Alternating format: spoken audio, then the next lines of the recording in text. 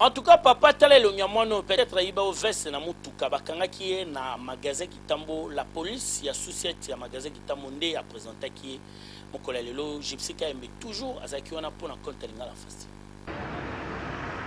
Lelo la police, il y a société, il y a magasin qui tambo bakangi mala mobali obozali komona azali spécialiste ya koyiba ba veste oyo ba papa na biso batika la mutuka. Kasi libabe veste yango ezalaki na biloko ebele important na kati tala ndenge la police awa na sucette bazali kolakisa ye na miso ya bato ezalaki vers 17h namoni chef ya parking amemeli biso bibi oyo ke ayibi veste ezali na kati ya Mercedes biso tozosenga ke kolo veste aya aya ozwa veste ezali na maboko ya la police awa sucette tamo makasi ye moko moyiba ngo azalaki kobabata na koloba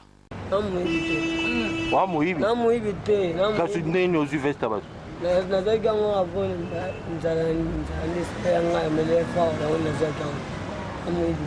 moyibi oyo ndenge azali awa esengelaki ne mobimba kasi soki akomi na CPRK alia vungule ayebake koyiba biloko ya bato pasi esalaka na motema terrible